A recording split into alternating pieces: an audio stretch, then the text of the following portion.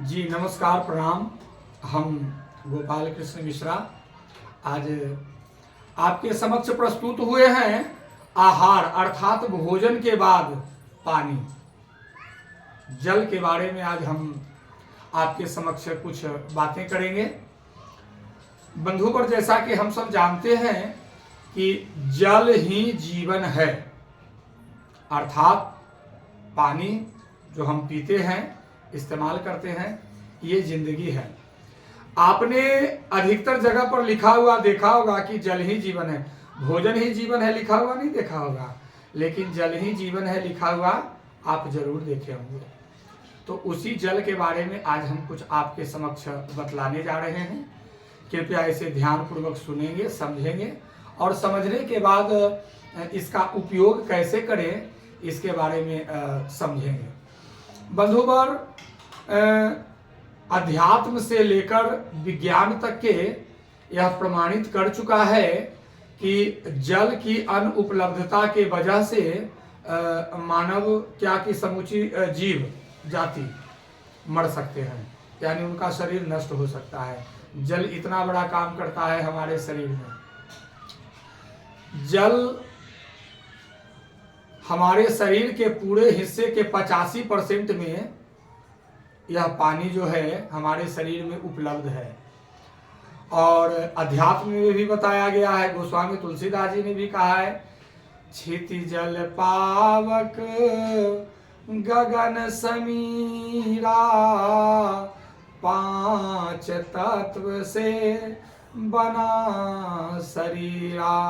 अर्थात क्षिति यानी धरती, जल यानी पानी जिसकी बातें अभी चल रही है, गगन यानी आकाश, पावक यानी अग्नि और समीर यानी हवा।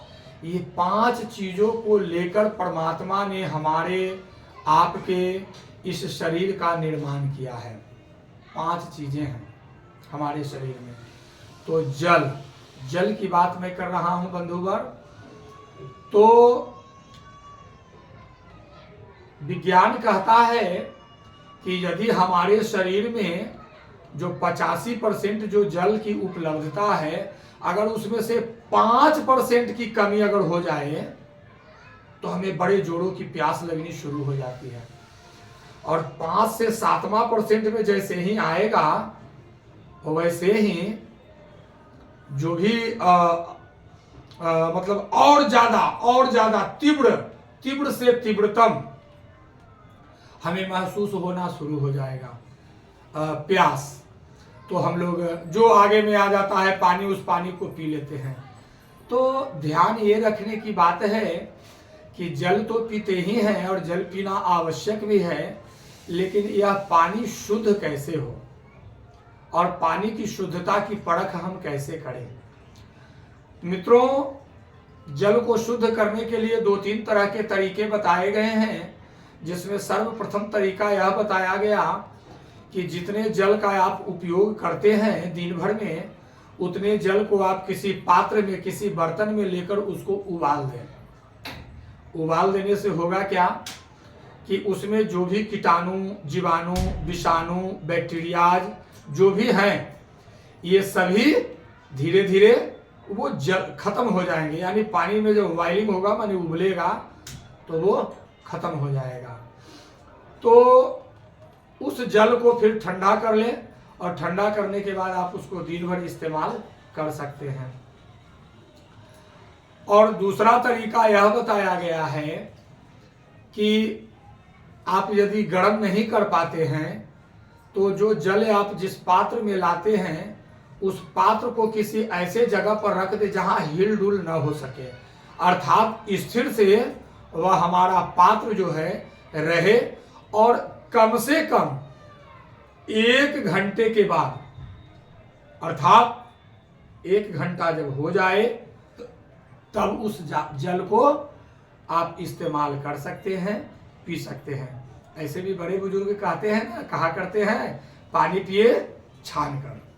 तो पानी हमें शुद्ध और साफ पीना चाहिए, क्योंकि आज अधिकतर जो हमारे शरीर की बीमारियां जो है, यहाँ तक के कि किडनी, जिसको वृक्क कहते हैं, उसमें समस्या जो आती है वह भी जल के कारण ही आती है। इसीलिए जल के शुद्धता पर विशेष ध्यान देना चाहिए। और डॉक्टर लोग भी कहते हैं, हमारा धर्म भी कहता है कि शुद्धता होनी चाहिए, क्योंकि शुद्धता से पवित्रता आएगी और पवित्रता में परमात्मा का वास होता है, यानी ईश्वर का वास होता है।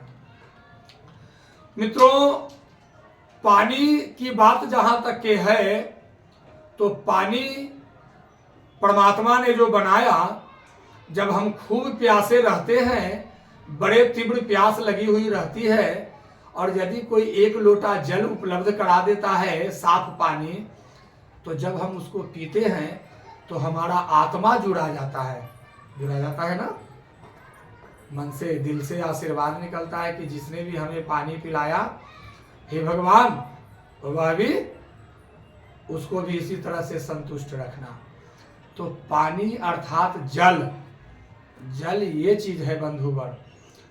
तो और जल पीने के कुछ नियम भी बताए गए हैं। सबसे पहले सुबह में सोकर उठने के बाद 1 लोटा जल, बच्चे लोग गिलास से 1 गिलास जल, और यदि वो तांबे का पात्र है, तांबा का जग, लोटा, गिलास, आप उसमें रात्रि में सोने के समय में जल को भर दें, उस पात्र को भर दें जल से, उसको ढक कर रख दें। सुबह सवेरे उठने के बाद वही जो पात्र वाला जो जल है, उस जल को आप बिना कुल्ला किए हुए, बिना आंख मुंह धोए हुए, आप उस जल को पहले पी जाएं। उसके बाद नित्य नैमित्तिक जो कर्म है, उस कर्म को करें। सवेरे में जल जो पीने की बात बताई गई है, वो मैं आपको एक आसन बता देता हूं। यदि उस आसन के साथ आप जल को पीते हैं तो बहुत फायदा करेगा। फायदा क्या करेगा कि सबसे पहले तो आपका पेट जो है, जो पेट में अनेक प्रकार की बीमारियां, जैसे भूख न लगना, भोजन न पचना, पेट में हर समय में मीठा मीठा दर्द होते रहना, ये सब जो भी आदि व्याधि है, वह उस आसन से और उस आसन में रहते हुए यदि आप जल का सेवन करते हैं तो मैं दावे के साथ कहता हूं कि आपकी वो जो दोनों तीनों जो मैंने अभी बीमारियों का नाम बताया ना, वो तीनों के तीनों बीमारियां खत्म हो जाएंगे, दूर हो जाएंगे। कैसे? आप ध्यान से देखेंगे। देखिए, करना कुछ नहीं है, बस आप केवल इस तरीके से, ऐसे जिसको कहते हैं पैर ऐसे ऐसे इस तरीका से बैठ जाना है। देखिए, हमारे पैरों पर ध्यान देंगे बंधुवर, ऐसे इस तरीके से बैठ जाना। ध्यान रखना है, एड़ी जो है, ये एड़ी ऐसे आपस में सटे हुए होने चाहिए। हो गया? इस तरीका से बैठ कर करके, जो लोटा है, गिलास है, जो भी है, उससे आप इस तरीका से पानी को पी सकते हैं।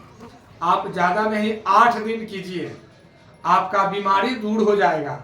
आप कहेंगे कि हाँ, किन्हीं ने हमें यह बताया जो रामबाण का काम किया। तो ये तो हुई सवेरे वाली बात। उसके बाद भोजन करने के तुरंत बाद जल न पिए, क्योंकि भोजन करने के तुरंत बाद जल जो होता है, अर्थात पानी जो होता है, वह विष के समान होता है, यानी जहर के समान होता है।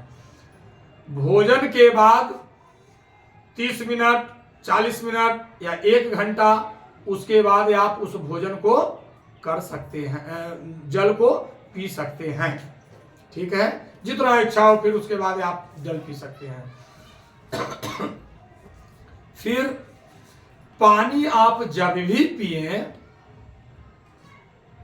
तो बैठ कर पिए।